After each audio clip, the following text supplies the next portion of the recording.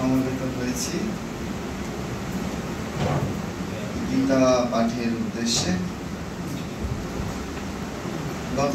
গত মাসে আমরা যেখানে শেষ করেছিলাম যে দ্বাদশ অধ্যায় ভক্তি যোগের 10ম শ্লোক, আজকে 11 নম্বর শ্লোক থেকে হবে।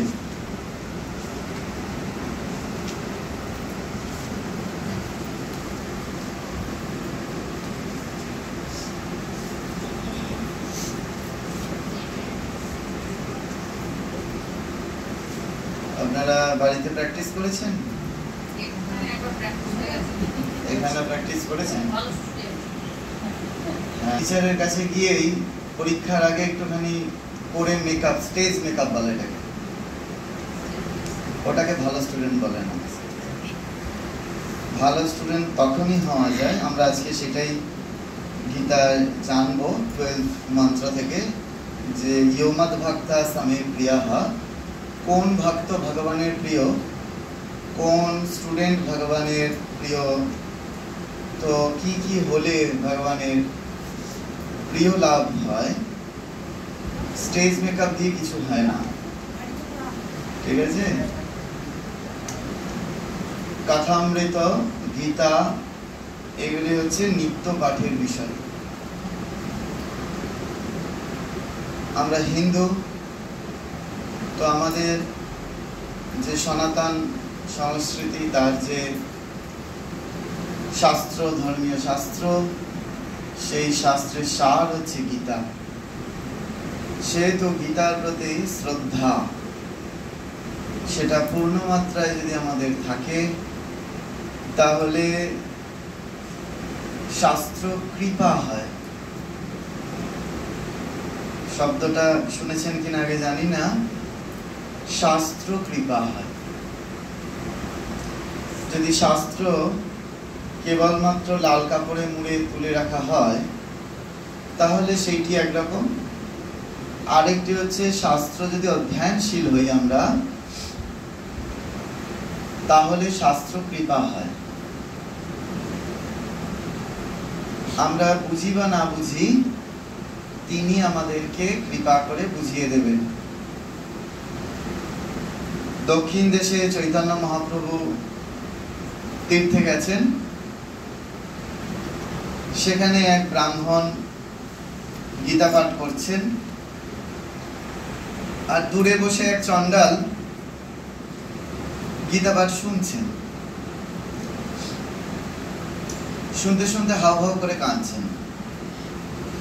চৈতন্য মহাপ্রভু এত বড় পণ্ডিত মানুষ, তিনি গেলেন ছুটে চণ্ডালের কাছে, গিয়ে বলছেন, এই যে গীতা পাঠ হচ্ছে, তার তো তুমি কিছুই বুঝতে পারছো না, তোমার তো অক্ষর জ্ঞান নাই, তুমি তো বর্ণ জ্ঞান জানো না, শব্দ জ্ঞান আছে মাত্র,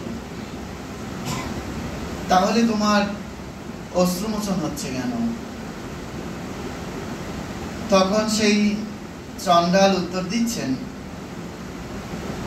আমি জানি না ওখানে পণ্ডিত কি বলছেন, শুধু এইটুকু জানি যে ওখানে ভগবান কৃষ্ণের কথা হচ্ছে, আর সেই কথা তিনি তার প্রিয় সখা অর্জুনকে বলছেন। এইটি ভেবেই আমার দু চোখ দিয়ে অশ্রু মোচন হচ্ছে। বোঝা যাচ্ছে? তাহলে এর প্রতি যে পূর্ণ শ্রদ্ধা থাকা প্রয়োজন, শাস্ত্রের প্রতি যদি আমরা শ্রদ্ধা পূর্বক না হয়, গীতাতেই সেই জন্য ভগবান বলছেন, শ্রদ্ধাবান জ্ঞানাতে লাভম। একমাত্র সেই প্রকৃত জ্ঞান লাভ করবে যে শ্রদ্ধাশীল হবে। আপনি বলবেন যে মহারাজ, তাহলে এই যে এত বড় বড় প্রফেশনে এত শিক্ষিত, এত এডুকেটেড মানুষ রয়েছে, রয়েছে, কিন্তু বিদ্যা দদাতি বিনয়ম, তাদের বিনয় হয়নি। তারা যত শিক্ষা লাভ করেছে তত অহংকারী হয়েছে, যত শিক্ষিত হয়েছে তত দুশ্চরিত্র তৈরি হয়েছে। বুঝতে পেরেছেন? তো সেই জন্য ওই শিক্ষাকে কখনোই অন্তত আমরা বা বিবেকানন্দের ভাষায় তাকে আমরা বেশি দূর শিক্ষা দীক্ষা বলি না, বা শিক্ষার বড়াইও করি না। বুঝতে পেরেছেন তো? কারণ রামকৃষ্ণ মঠ মিশনের সন্ন্যাসীরা যাদেরকে বেলুড় মঠে ঢুকেই দেখবেন চোখের সামনে, তারা তার থেকে অনেক বেশি শিক্ষিত।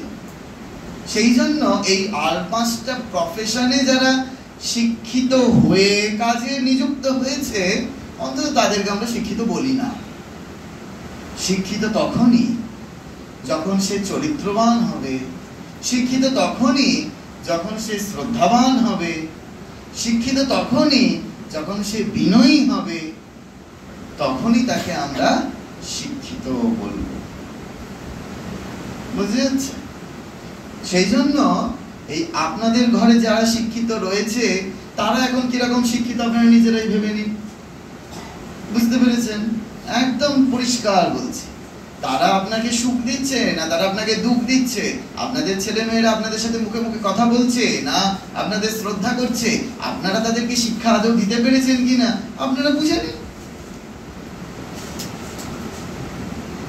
অত সোজা নয় বাবা, এত সোজা নয়। তা সেই জন্য সুশিক্ষায় শিক্ষিত করা, আমি বাবা মা হলাম, আমার ছেলে মেয়েকে সুশিক্ষা দিলাম, আমরাই তো সুশিক্ষা পাইনি, তো আমরা কি করে আমাদের উত্তরসূরিদের সুশিক্ষা দেব? ওই জন্যই আমাদের মুখে মুখে কথা বলছে তারা।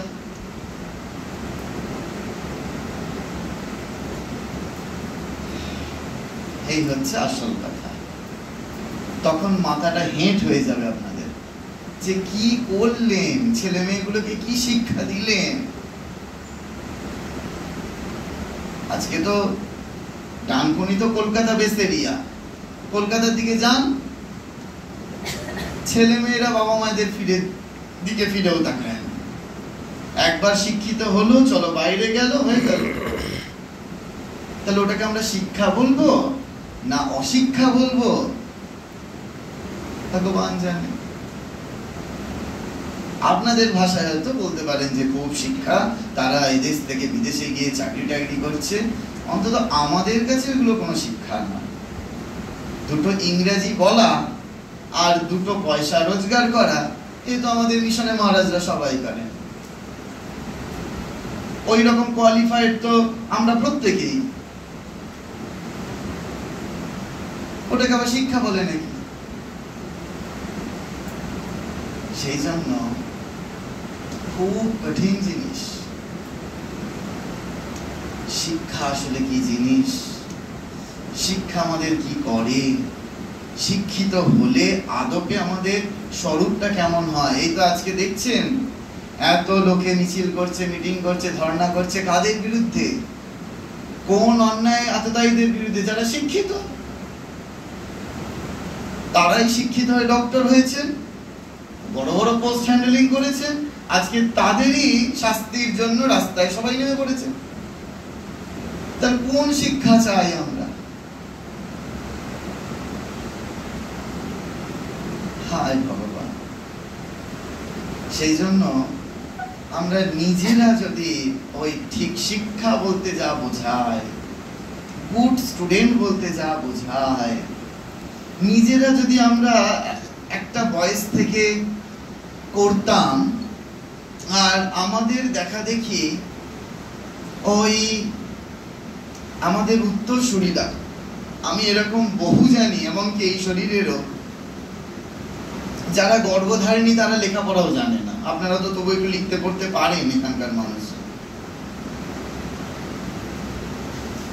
তাদের ছেলেরাই মহারাজ হয়েছেন উচ্চশিক্ষায় শিক্ষিত হয়ে। কি করে হলো বলুন তো? কিরকম মজার ব্যাপার।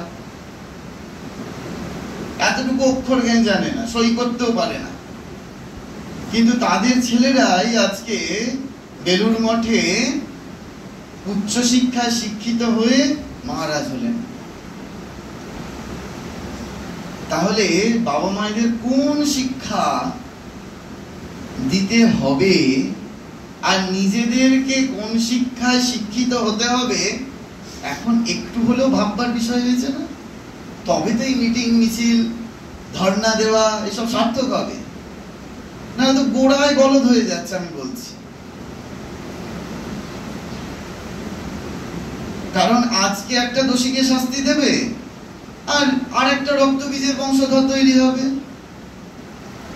এ তো রক্তবীজের বংশ, জানেন তো? রক্তবীজ চণ্ডীতে আছে, ওই একটা করে রক্তের ফোঁটা পড়লে সেখান থেকে আরেকজন করে অসুর দুর্বৃত্ত তৈরি হয়। এটা তো রক্তবীজের বংশ। তাহলে এদেরকে নির্মূল করতে গেলে আগে নিজেদেরকে শুদ্ধ পবিত্র হতে হবে। স্বামী বিবেকানন্দ সেই জন্য কত কাল আগে বলে গেছে, নারীরা উচ্চ শিক্ষায় শিক্ষিত হবে এ বিষয়ে আমি কোনো বিরোধিতা করছি না, কিন্তু পবিত্রতাকে বিসর্জন দিয়ে নয়। পরিষ্কার স্বামী বিবেকানন্দ বলে গেছে। কিন্তু আজকে ঈশ্বরচন্দ্র বিদ্যাসাগর মহাশয়ের যে শিক্ষা পদ্ধতি, সেই পদ্ধতিতে নারীরা শিক্ষিত হয়ে আজকে এই অবস্থা। স্বামী বিবেকানন্দ তো চাননি ঈশ্বরচন্দ্র বিদ্যাসাগর মহাশয়ের শিক্ষা পদ্ধতিকে। ওই জন্য বিদেশ থেকে ভগিনী নিবেদিতাকে ডেকে নিয়ে এলেন, ডেকে নিয়ে এসে কলকাতায় স্কুল বানালেন। সনাতনী শিক্ষা দিতে হবে। আজকে এখনো পর্যন্ত নিবেদিতা স্কুলে ছাত্রীরা লাল পাড় সাদা শাড়ি পরে সেখানে স্কুল যাচ্ছে, আর আপনাদের এখানকার ছোট ছোট মিনিস্কার্ট পরে মেয়েরা স্কুল যাচ্ছে। এটা হচ্ছে ঈশ্বরচন্দ্র বিদ্যাসাগর মহাশয় শিক্ষা পদ্ধতি। বুঝে দেখুন আমরা আসলে কোন শিক্ষায় শিক্ষিত করব নিজেদের ছেলে মেয়েদেরকে। আমরা বুঝি না, আমরা জানি না।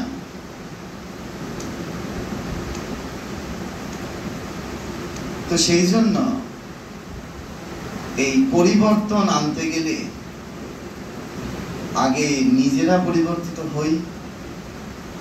যদি নিজেরা পরিবর্তিত হতে পারি তাহলে দেখবেন সব ঠিক ভাবে চলতে শুরু করবে।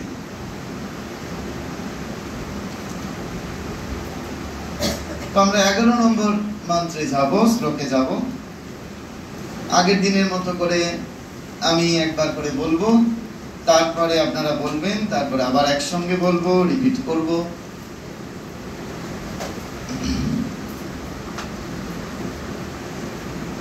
গীতার যে ধ্যান সেটি আগে আমরা বলে নেব।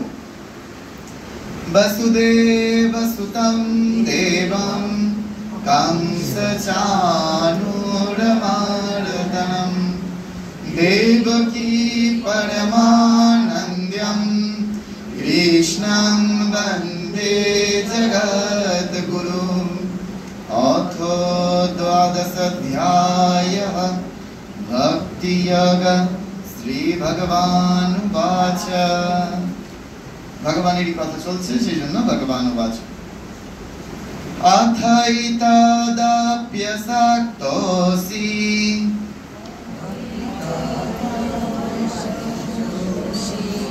कर्तुं माद्युगमाश्रितः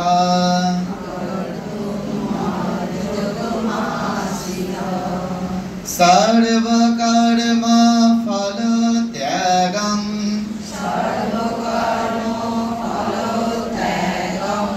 ततो कुरु यतात्मवान्। अथैतदाप्यसक्तोऽसि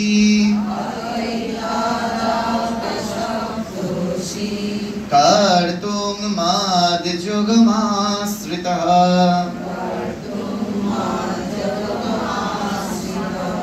सर्वकर्म फलत्यागं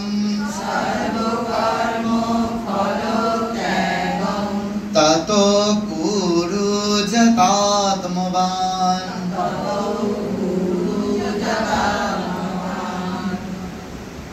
পরের শ্লোকে যাই, 12 নম্বর। শ্রেয় হি জ্ঞানম অভ্যাসাৎ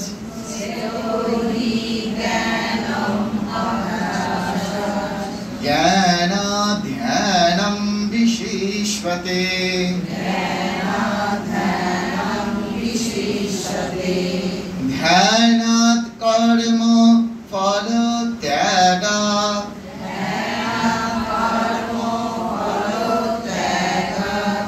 त्यागात् शान्तिरनन्तरम्।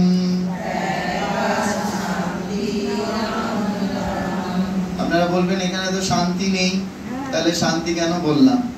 ছয়ে ছয় যদি থাকে তাহলে সংস্কৃতে যুক্ত বর্ণে সেটা তালব্য সকার উচ্চারিত হয়, ঠিক আছে? ছয়ে ছয়ে যদি থাকে যুক্ত বর্ণে সংস্কৃতে সেটি তালব্য সকার উচ্চারিত হয়, মনে রাখবেন, ঠিক আছে? এখানে দেখুন ত্যাগাৎ আছে, তারপরে ছয় ছয় আছে, তাহলে শান্তির অনন্তরম, যে ত্যাগের মধ্যেই শান্তি অনন্ত গুণে বৃদ্ধি পায়। তো আপনারা যখন গীতা পড়েছেন এতদিন বাড়িতে এক মাস ধরে কেউ ভুল টুল ধরেনি তো? হ্যাঁ, বলেনি তো যে মহারাজ ভুল শেখাচ্ছেন? আগের দিন বলে দিয়েছিলাম তো ভুলগুলো কি কি। কারণ আপনাদের বয়সে এসে এইগুলো আর শুদ্ধ উচ্চারণের খুব একটা আশা না থাকার জন্য এইগুলি এইভাবে উচ্চারিত করছি।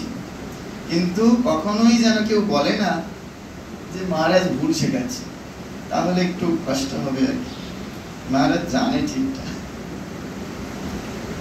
শ্রেয় হি জ্ঞানম অভ্যাসাৎ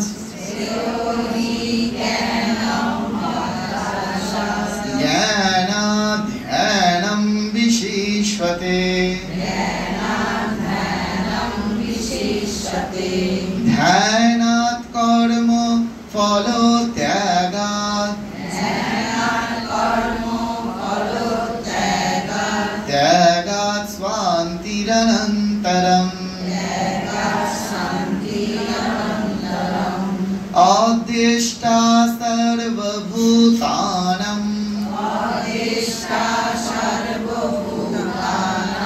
मैत्रा करुण एव च निर्ममो निरहंकार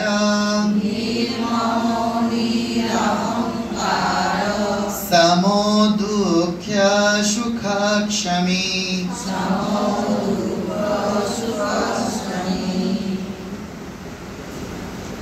আবার বলছি অদ্দেষ্টা সর্বভূতানাং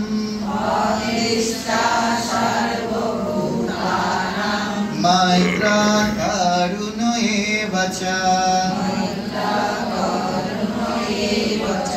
निर्ममो निरहंकार समो दुःख्य सुखक्षमी। संतुष्ट सततं योगी जतात्मा दृढनिश्चयः मय्यार्पितो मनो बुद्धिः जो मद्भक्त समे प्रियः संतुष्ट सततं योगी शतात्मा दृढनिश्चयः मय्यार्पितो मनो बुद्धिर् यो मद्भक्त समे प्रियः। मय्यार्पितो मनो बुद्धिर বলছি, হ্যাঁ র বলছি, মানে বুদ্ধির, কারণ পরেরটাতে রেফ আছে সেজন্য রটা আগে বলে নিচ্ছি। मय्यार्पितो मनो बुद्धिर जो मद्भक्त समे प्रियः, ঠিক আছে? 15 নম্বর শ্লোকে যাচ্ছি। যস্মান দ্বিজতে লোকো लोकान् द्विजते च जः हर्षमर्ष भयद् वेगैर् मुक्तो जस स च मे प्रियः। আমি যস্মান না দ্বিজাতে বলছি, হ্যাঁ, ওটা দ শুধু নেই, দ্বিজাতে নয়। আমরা বলি দ্বিতীয়া, ভুল উচ্চারণ, দ্বিতীয়া, দয়ে বয়ে, বয়ের উচ্চারণটা হয় না, ঠিক আছে। আমরা বলি স্বাগতম, কথাটা অ্যাকচুয়ালি স্বাগতম, দন্তে শয়ে বয়, ঠিক আছে। ডাব্লুর উচ্চারণ একটা আসবে, সেই জন্য দ্বি, দি নয়, দ্বি, ঠিক আছে। বলতে পারছি আমি? যস্মান দ্বিজতে লোকো, লোকান দ্বিজতে চ যঃ, হর্ষমর্ষ ভয়দ বেগৈর,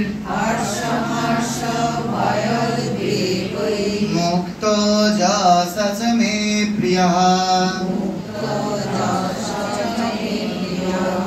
अनापेक्ष शुचिर्दक्ष, उदासीनो गतव्यतः, सर्वारम्भ परित्यागी, जो मद्भक्त स मे प्रियः। अनापेक्ष शुचिर्दक्ष, उदासीनो गतव्यतः, सर्वारम्भ परित्यागी, यो मद्भक्त स मे प्रियः। जो नरिष्यति न द्वेष्टि, न शचति न काङ्क्षति, शुभाशुभ परित्यागी, भक्तिमान् च स मे प्रियः। जो नरिष्यति न द्वेष्टि, जो नरिष्यति न द्वेष्टि, রিষ্যতি একসাথে বলছি না, ঠিক আছে, ভালো করে শুনুন। ইয়ো নরিষ্যতি ন দ্বেষ্টি, ভেরি গুড। न शचति न काङ्क्षति, शुभाशुभ परित्यागी, भक्तिमान् च स मे प्रियः।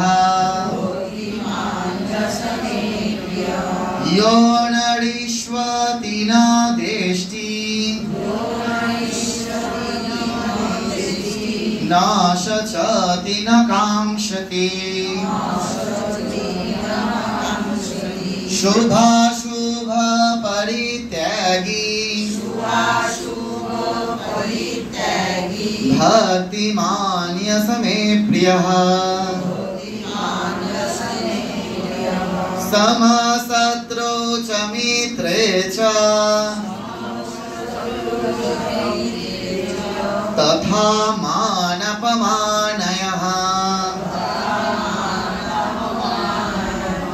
शीतोष्ण सुखदुःखेषु, समसंग विवर्जितः, समशत्रौ च मित्रे च, तथा मानपमानयः, शीतोष्ण सुखदुःखेषु,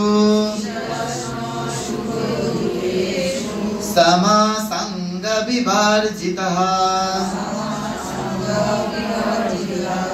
तुल्यनिन्दा स्तुतिर्मौनी, সন্তুষ্ট যেন কেনচিৎ অনিকেত স্থিরমতির অনিকেত স্থিরমতির।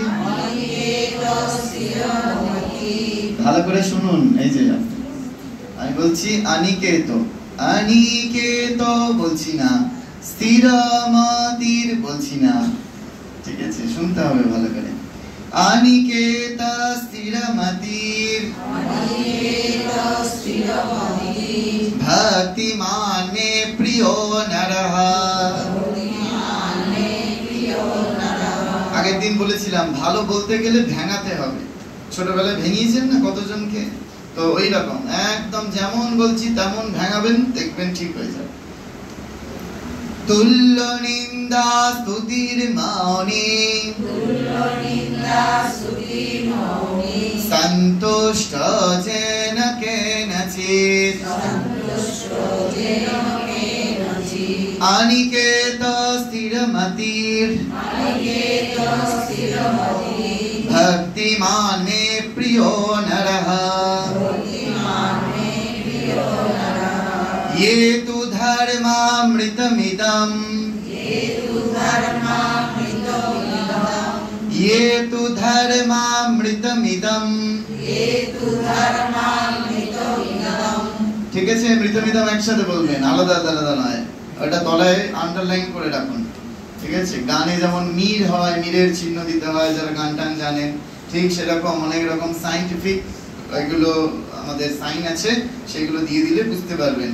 ये तु धर्मामृतमिदं यथा त्वां पर्युपासते श्रद्धधाना मत्परमा भक्तास्तेतीव मे प्रियः। ये तु धर्मामृतमिदं यथा त्वं पर्युपासते श्रद्धधाना मत्परमा भक्तास्तेतीव मे प्रियः।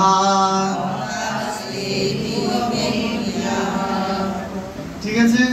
Very good. আমরা পুরোটা একবার একেবারে প্রথম থেকে করব। এটা একটা ভিডিও করে রাখা হবে, এটা আপনাদের